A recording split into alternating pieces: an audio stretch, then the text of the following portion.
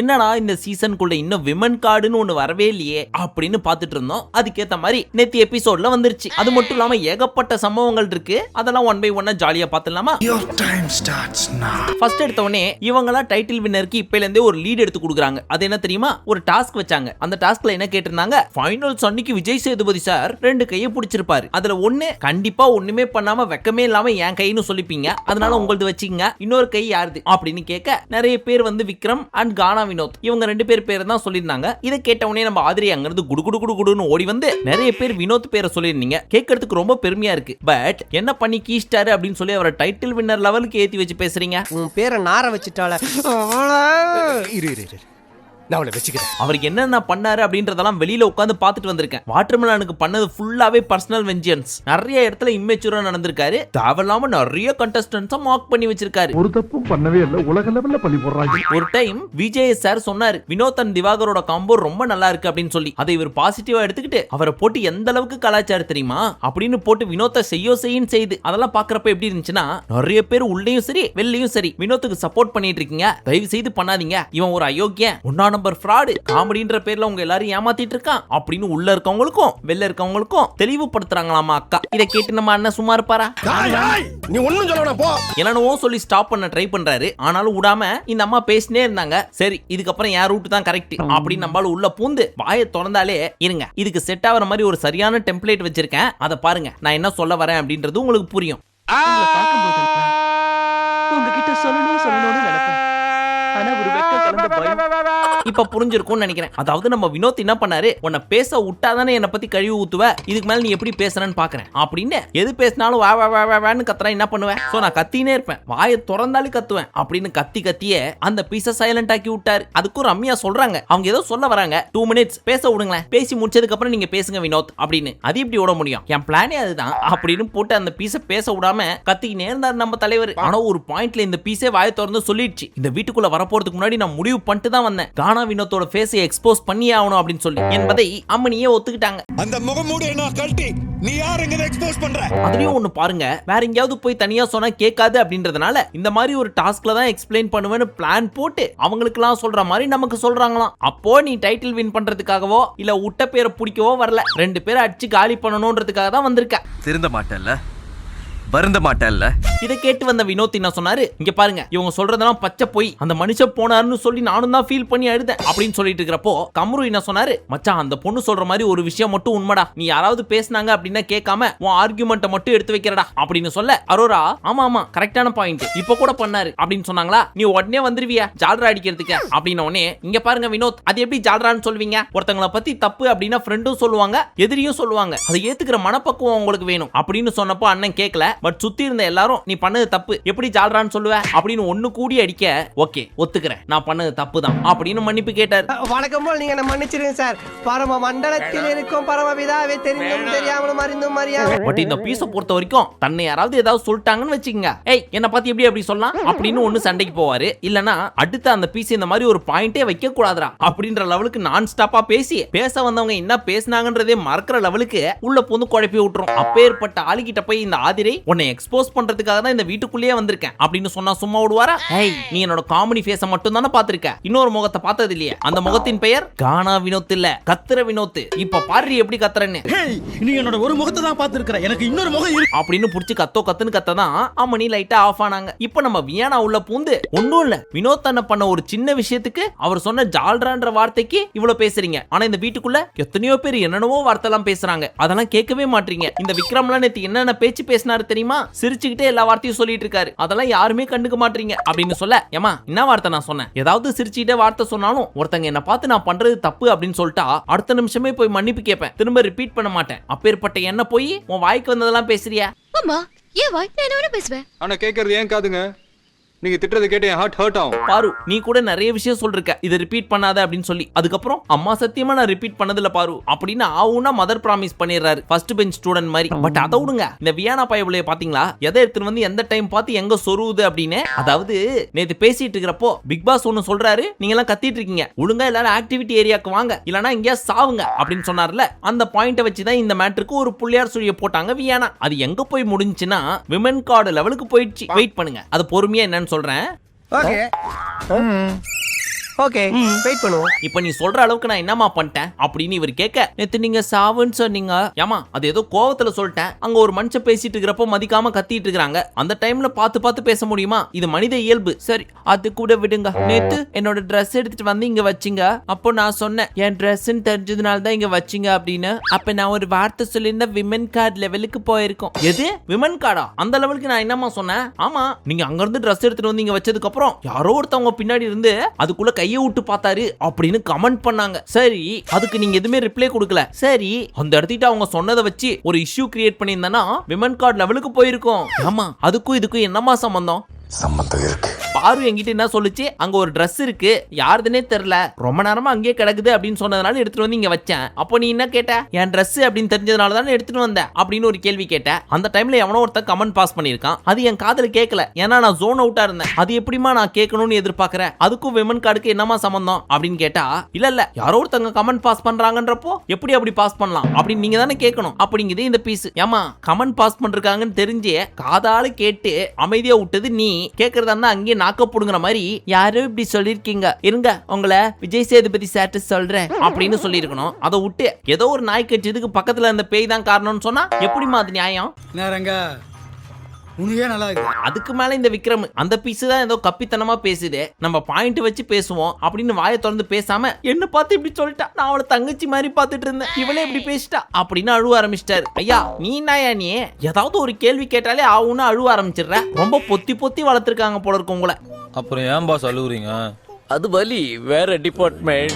So இவர் அழுவ ஆரம்பிச்சிட்டாரு அப்படின்னு உடனே கடுப்பாயி அந்த பொண்ணு நடந்து போயிடுச்சு. இங்கே அழுவ ட்ரை பண்ணிச்சு பட் வரல. அதனால ரூம்குள்ள போய் தனியா உட்காந்து முக்கி அழுதுறலாம் அப்படின்னு போனா பக்கத்திலே சாண்ட்ரா உட்காந்துட்டு இருக்காங்க. அதனால முக்க முடியல. பட் நம்ம தலைவர் சும்மா விட மாட்டேன் அப்படின்னு சொல்லி அது எப்படி பேசிட்டு அவன் மாட்டு போவா, நான் சும்மா இருக்கிறதா பாடி இந்த பிரச்சனையை பேசியே தீரணும் அப்படின்னு பின்னாடியே போவ. எப்பா நீ கோவத்துல இருக்க புரியுது விடு அப்புறம் பேசிக்கலாம் அப்படின்னு ஆஃப் பண்ணி உட்கார வைக்க எல்லாருக்கும் கிளியரா இந்த மேட்டரை எக்ஸ்பிளைன் பண்ணிட்டு இருந்தாரு. உள்ள இந்த அம்மா சாண்ட்ரா கிட்ட சொல்லிட்டு இருக்காங்க, நானும் அழுவ பாக்குறேன் ஆனா அழ வர மாட்டேங்குது, உள்ள ஹார்ட் ஹெவியா இருக்கு அப்படின்னு. அது எப்படி? அழுவறதுக்கு ஒரு காரணம் இருந்தா அழுக தானா வரும். அதை விட்டு அழுவறதுக்கு முக்குனா அழுகையா வரும். இந்த மேட்டர் பேசாம விட்டு இருந்தா கூட யாரும் பெருசா கண்டுக்காம அப்படியே மறந்து வேற ஒரு மேட்டர்ல கான்சென்ட்ரேட் பண்ணிட்டு போயிட்டு இருந்திருப்பாங்க. ஆனா இந்த பீஸ் ஏதோ ஒரு மேட்டரை எங்கேயோ எடுத்துன்னு போய் கோத்து யாரோ ஒருத்தர் பின்னாடி கமெண்ட் பாஸ் பண்ணாரு அப்படின்றதுக்காக இந்த பீஸ போட்டு அடிச்சு அந்த பீஸோட பேரை டேமேஜ் பண்ணலாம்னு நினைச்சது. கட்சியில பாவம் இந்த அம்மாக்கே பேக் ஃபயர் ஆயி போச்சு. எனக்கு மட்டும் ஏன்டா இதெல்லாம் நடக்குது? மூக்கு கீழே பஞ்சாயத்து கிணறு மாதிரி ரவுண்டா ஒன்னு இருக்க வாயா, அதை மூடி வச்சிருந்தீங்கன்னா எல்லாம் ஒழுங்கா நடக்கும். ஆனா ஒன்னு நோட் பண்ணீங்களா? இப்படி பண்ற வியானாக்கு உள்ள சாண்ட்ரா சப்போர்ட், அப்படி பண்ற விக்ரமுக்கு வெளியே பிரஜன் சப்போர்ட். எப்படி ஆரம்பிச்ச கேம் எதை நோக்கி போயிட்டு இருக்கு பாத்தீங்களா? So Prajan and Sandra return போறப்போ புருஷன் பொண்டாட்டியா போவாங்களா அப்படின்னு கேட்டா சந்தேகம் தான். ரொம்ப தான் சொல்றேன். இனிமே ஒரு நிமிஷம் கூட உன்னோட வாழ விட்டா எங்க அப்பா வீட்டுக்கு போறேன். இனிமே நானும் ஒரு நிமிஷம் கூட வாழ முடியாது. இப்ப லாஸ்டா வந்த கமரு கட்டு, ஏமா உன்னை எவனோ பின்னாடி இருந்து கமெண்ட் பண்ணான்னு சொன்னான்ல, அவன் யாருன்னு அங்கேயே புடிச்சு கேட்க வேண்டியதானே. என்னமா நீ சரி பரவாயில்ல விடு ஃபீல் பண்ணாத அப்படின்னு கட்டி புடிச்சு ஆறுதல் சொல்லிட்டு போயிட்டாரு. இதுல இருந்து உங்களுக்கு என்ன புரியுது? என்னோட அடுத்தையும் நயன்தாரா. இப்ப நம்ம பாரு என்ன வேலை பாக்குறாங்கன்னா தனியா வினோத்தை கூப்பிட்டு, இங்க பாரு வினோத்தனே இத்தனை நாளா ஒருத்தி உன் கூடவே இருக்கா, அப்பேற்பட்டவ உனக்கு அகைன்ஸ்டா பேசுறா அப்படின்னா அதுதான் ஒருத்தியோட கேம் அப்படின்றத புரிஞ்சுக்கோ இப்படின்னு சொல்லிட்டு இருந்தத நம்ம திவ்யா ஒட்டு கேட்டாங்க. சோ உடனே பாருவை கூப்பிட்டு, பாரு இது ரொம்ப தப்பு, ரொம்ப தப்பு, இது டூ மச், இது டூ மச், எது டூ மச், எதுப்பா இருமா நான் என்ன சொல்ல வரேன்னா இரு அரோராவை கூப்பிடுறேன் அப்படின்னு உடனே அரோராவை கூப்பிட்டு இந்த பைபிள போட்டு கொடுத்துச்சு. அந்த பீஸ் சும்மா இருக்குமா? பாரு இப்பதான் தெரியுது நீ எப்பேற்பட்ட ஆளுன்னு சொல்லி. என்ன பத்தி நான் இல்லாதப்போ அவர்கிட்ட தப்பா சொல்லிட்டு இருக்க. ஐயோ அரோரா நீ தப்பா புரிஞ்சுக்கிட்ட, உன்னை பத்தி சொல்ல பொதுவா சொன்னேன், நல்லா பொதுவா சொன்னேன் அப்படின்னு சமாளிக்கிறாங்க இந்த அம்மா பச்சையா. அதான் தொக்கா மாட்டிக்கிட்டோமே. இந்த பீஸ் டைரக்டா வந்து கேட்டுருச்சே, இதுக்கு மேல எதுக்கு மறைச்சு பேசிக்கிட்டு, வாடி நீ நானான்னு பாத்துக்கலாம். ஆமா சொன்னேன் இப்ப என்னாடி அப்படின்னு பழைய பாருவா தான் கேட்டிருக்கோம். ஆனா இப்போ காதல்ன்ற வலையில விழுந்ததுனால சேஃப்டியா பார்த்து ஹேண்டில் பண்றாங்க அம்மனி. எல்லாம் காதல் படுத்துற பாடு இல்லை சார். ஊர் உலகத்துக்கே தெரியுது இந்த பீஸ் அரோராவை தான் மைண்ட்ல வச்சு சொல்லியிருக்கு அப்படின்னு. அப்படி இருக்கிறப்ப எப்படி சமாளிக்குது பாத்தீங்களா பீஸ். நம்ம அக்காவுக்கு ஒருத்தவங்களை பிடிக்கல அப்படின்னா சுத்தி இருக்கிற யாருக்குமே அவங்கள பிடிக்க கூடாது அப்படின்றதுக்கு எந்த லெவலுக்கு இறங்குவாங்க அப்படின்றதுக்கு இது ஒரு பெஸ்ட் எக்ஸாம்பிள். நீயே இவ்வளவு கேவலமா இருக்கேன்னு சொல்ல வர்ற.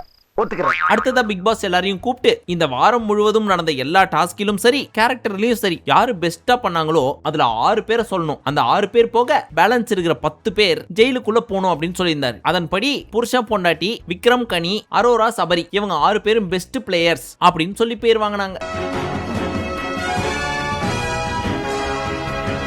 பேலன்ஸ் இருக்கிற 10 பீஸுங்களும் ஜெயிலுக்குள்ள போகணும்னு சொல்லிட்டாங்க. அதுவும் ஜெயிலுக்குள்ள போறதுக்கு முன்னாடி ஒரு ஸ்லேட்டை கொடுத்து எதனால நான் இங்க ஒஸ்ட்ன்னு இருக்கேன் அப்படின்ற காரணத்தை நீங்களே உங்களுக்காக எழுதி கழுத்துல மாட்டிக்கிட்டேன், அப்படியே உள்ள போங்க அப்படின்னு அனுப்பிச்சு விட்டாரு பிக் பாஸ். உண்மையை சொல்லணும்னா ஒரு பக்கம் பிரஜன், இன்னொரு பக்கம் சாண்ட்ரா, 2 பேரும் விடிய விடிய உட்கார்ந்துட்டு இருந்தாங்க. ரொம்ப கஷ்டப்பட்டாங்க, அதை ஒத்துக்கிட்டு தான் ஆகணும். அடுத்து விக்ரமும் பார்த்தா விடிய விடிய உட்கார்ந்துட்டு இருந்தாரு. ஓகே சரி, சபரி கூட ஒரு பாயிண்ட்ல ஓகேன்னு வச்சுங்களேன். ஆனா இந்த அரோராவும் சரி கனியும் சரி என்ன பண்ணாங்க அப்படின்னு சொல்லி இவங்கள பெஸ்ட்னு கொடுத்தாங்க. அதான் முதல்ல நானும் யோசிக்கிறேன், ஆனா எதுவும் வரமாட்டேன். இல்ல இந்த எடிட்டர் பயப்படிங்க ஏதாவது கட் பண்ணி தூக்கிடுதுங்களா? உண்மையா சொல்றேன், ஒஸ்ட்னு ஒரு லிஸ்ட் எடுத்தா கூட அதுல லாஸ்டா இருக்கிற மாதிரி தான் இதுங்க ரெண்டும் இருக்கு. அப்பேற்பட்ட 2 பீஸை தூக்கி பெஸ்ட்னு கொடுத்து உட்கார வச்சிருக்காங்க. இவங்க எல்லாம் என்ன பண்றது? இவனுங்களை சும்மா விடக்கூடாது, இவனுங்களை ஏதாவது ஒண்ணு பண்ணியே தீரணும். ஆமா, இப்ப நம்ம திவ்வு செம்ம கடுப்பாயிட்டாங்க. ஏங்க நைட்டு ஃபுல்லா தூங்கல, ஒரு நாள் நான் குளிக்கவே இல்ல, நான் என்ன தப்பா பண்ணேன், எதுக்காக என்ன ஒஸ்ட்னு கொடுத்தாங்க? ஏங்க அந்த கெட்ட போட்டு நீங்க டான்ஸே ஆடலைங்க, அப்படி நான் டான்ஸ் ஆடலன்றதுனால தான் கொடுத்தாங்க அப்படின்னா அதுக்கு ஒரு காரணம் இருக்கு. அது என்ன தெரியுமா? பரதநாட்டியம் அப்படின்றது ஒரு கலை. எனக்கு அந்த கலை தெரியாது, ஒருவேளை நான் தப்பா ஆடி அந்த கலை கெட்டு போயிடக்கூடாது அப்படின்றதுக்காக தான் நான் ஆடாம இருந்தேன் அப்படின்னு புடிச்சாங்க பாருங்க ஒரு பாயிண்ட். இதுக்கு மேல விஜய் சேதுபதியால ஒரு கேள்வி கேட்க முடியுமா? பட் அவர் கேட்கலனாலும் அவரோட ஃப்ரெண்டு கேட்டாரு, திவ்யா புரிஞ்சுக்க எல்லாம் கரெக்டா தான் கொடுத்திருக்காங்க. என்ன கரெக்டா கொடுத்திருக்காங்க? ஃபுல்லா பயாஸ்ட் எக்ஸப்ட் கனி, எல்லாருமே பயாஸ்ட். அப்ப என்னையும் சொல்றியா? நான் யாரையும் குறிப்பிட்டு சொல்ல, பொதுவா சொன்னேன். என்னதான் ஒரு வேளை சொல்றேன்னா என் ஃபேஸ பார்த்து சொல்லு, அதை விட்டு ஏன் சுத்தி வளைக்கிறேன் அப்படின்னு இவர் கத்திட்டு இருக்காரு. பாவம் திவ்யாக்கு எதிர்பார்ப்பு இருக்கதானே செய்யும். இத்தனை நாளா கூடவே சுத்திட்டு திடீர்னு தனக்கு ஓட்டு போடாம யாருக்கும் இந்த பீஸ் ஓட்டு போட்டிருக்கு அப்படின்னா காண்டு வரதானே செய்யும். இதுக்கு பேர் தான் லவ். எது லவ்வா அப்படின்னு ஷாக்காவாதீங்க. அதாவது அண்ணன் தங்கச்சிக்குள்ள இருக்க லவ்னு சொல்ல வந்தேன். அடுத்து ஒரு நாய் மேட்டர். எந்த நாய் அப்படின்னு கேக்குறீங்களா? வீட்டுக்குள்ள இருக்க நாய் தான். என்னப்பா கண்டஸ்டன்ஸ் நாயின்னு பேசுற அப்படின்னு என்ன தப்பா நினைக்காதீங்க. அதாவது கமருதீன் அரோராவை ஜாலியா நாயின்னு சொல்லிருக்காரு போல இருக்கு. அத பார்த்த ஆதிரை, என்னடி உன நாயின்னு சொல்றான், அதுவும் ஒரு ஷோல, இது கரெக்டா அப்படின்லாம் ஆதிரை ஏத்தி விட இது அப்படி இப்படி நம்ம கமருதீன் காதுக்கு போயிருக்கு. ஏண்டி இத்தனை நாள என் கூட ஃப்ரெண்டா இருக்க, ஆரம்பத்துல இருந்து நாய் பேயின்லாம் உன்னை சொல்லியிருக்கேன், அப்ப தெரியலையா உனக்கு? கமருதீன் நான் உன்னை எதுவுமே கேட்கல கமருதீன், அப்புறம் எதுக்கு இவ்வளவு கூறா? கமருதீன் நான் உங்க நல்லதுக்கும் சேர்த்து தான் சொல்றேன் கமருதீன். இப்பேற்பட்ட ஒரு ஷோல ஒரு பொண்ணை நாயின்னு சொன்னா உங்க பேரும் சேர்ந்து கேடும்ல, அந்த ஒரு நல்ல எண்ணத்துல தான் சொன்னேன் அப்படின்னு அடிச்சுது பாருங்க அந்த பெல்ட்டி நம்ம ஆதிரை. அதெல்லாம் வேற ரகம். கரெக்டா அங்கேயே துப்பிட்டானே. பட் இதை நம்ம கூட நம்பலாம், ஆனா பல வருஷமா பார்த்த கமருதீன் நம்புவாரா? சோ அவர் என்ன கேட்டாரு, நீ யார் அதை சொல்றதுக்கு? நாங்க 2 பேரும் ஃப்ரெண்ட்ஸ், என்ன வேணா பேசிப்போம், ஆரம்பத்துல இருந்து பேசிட்டு இருக்கோம், நாய் பேயின்னு கண்ணா பின்னான்னு பேசியிருக்கேன், நீ எதுக்கு இதெல்லாம் சொல்லிட்டு இருக்க? இது என்னோட கருத்து, என் கருத்தை நான் சொல்லக்கூடாதா அப்படின்னு கேட்க கமருக்கு கடுப்பாயிடுச்சு. ஏண்டி அவ்வளவு பேசிட்டு இருக்க அவ, நீ வேடிக்கை பார்த்துட்டு இருக்க? என் ஃப்ரெண்டு தானே என்ன பேசினான், அவன் நாயின்லாம் இதுக்கு முன்னாடி எத்தனையோ தடவை சொல்லியிருக்கான், இது ஒரு பெரிய விஷயமா ஏன் பேசுற, நீ கேட்க மாட்டல? ஏமா உடுமா அப்படின்னு அரோரா கால்ல உந்துட்டு நான் போறேன் அப்படின்னு கிளம்பி போயிட்டு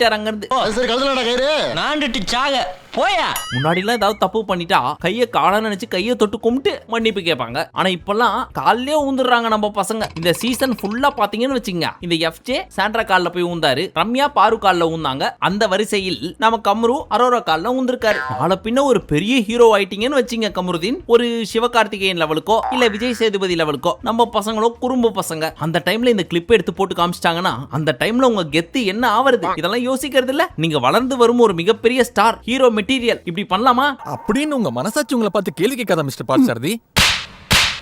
இப்ப நம்ம அரோரா பின்னாடியே போய் என்ன கமருதீன் கோச்சிக்கிட்டியா அப்படின்னா கன்வின்ஸ் பண்ணாலும் நம்மால் கன்வின்ஸே ஆக மாட்டாரு. போய் பிரஜன் கிட்ட கண்ணா பின்னான்னு கத்திட்டு இருக்காரு. இவ இங்க இருக்கறனால தப்பிச்சான், வெளியெல்லாம் வந்தா கீச்சு விட்டுருப்பேன் அப்படி இப்படின்னு. இதை நம்ம அரோரா கேட்டு கடுப்பாவாம, என்ன கமருதீன் இப்படிலாம் பேசுற, இப்படிலாம் பேசுறத நீ பாக்குறப்ப எனக்கு சிரிப்பு தான் வருது கமருதீன் அப்படின்னு நம்ம அம்மனி பல்லு இழிச்சிட்டு போய் கமருதீனை கன்வின்ஸ் பண்ணி மறுபடியும் ஃப்ரெண்டாக்க ட்ரை பண்றாங்க.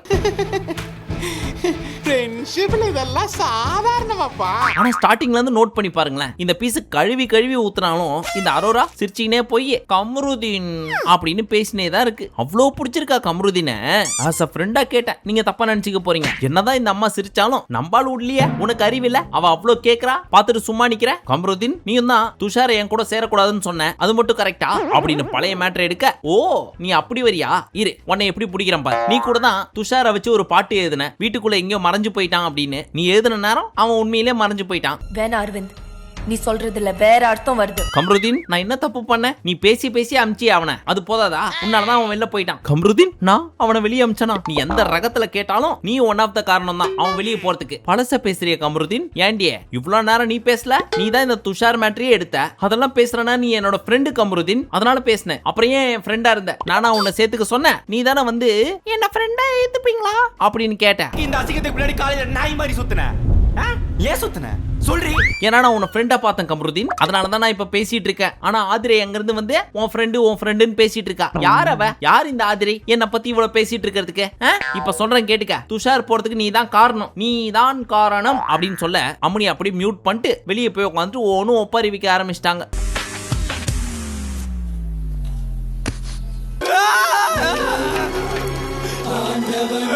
அது ஒண்ணும் கிடையாது. நம்ம அரோராக்கு கூழுக்கும் ஆசை, மீசைக்கும் ஆசை. அதாவது யாராவது இவங்களுக்கு சப்போர்ட் பண்ணிட்டு வந்து, என்ன அரோரா உன்னை நாய்க்கின்னு பேசுறான் அப்படின்னு ஊர் கிளவி மாதிரி ஏதாவது பேசினா, எனக்காக நீ சப்போர்ட் பண்ணிட்டு வரியா? Thank you, you are my best friend அப்படின்னு அந்த பக்கமும் சாஞ்சிக்கிட்டு அவ பேசினானா நீ ஏன் கேட்கல? நம்ம 2 பேரும் பெஸ்ட் ஃப்ரெண்ட்ஸ்னு சொல்ல வேண்டியதானே? கம்ருதீன், நம்ம 2 பேரும் இன்னும் பெஸ்ட் ஃப்ரெண்ட்ஸா? தேங்க்யூ அப்படின்னு பனை மரத்து மேல ஒரு குத்து, தென்னை மரத்து மேலயும் ஒரு குத்து, அப்படின்னு 2 பேர் தோல் மேலயும் சாஞ்சிட்டு இருந்துச்சு. ஆனா இந்த கம்ருதீன் மட்டும் தோல் மேலையா சாயிரா இரு அப்படின்னு கழுத்தா மட்டையிலே ஒரு குத்து குத்தி அந்த பீஸை காலி பண்ணி விட்டுருச்சு. எது எப்படியோ நம்ம ஆதிரை நினைச்சு உள்ள வந்த காரியத்தில் ஒன்று வினோத்தை காலி செய்வது. அது ஓரளவுக்கு நிறைவேறிடுச்சு. அடுத்து கம்ருதீனை காலி பண்ணணும்னு நினைச்சாங்க. கட்சியில காலியானது நம்ம ஒரு ஓஹரா. இன்னும் இந்த செவரு எத்தனை பேர் காவாங்க காத்துட்டு இருக்குதோ.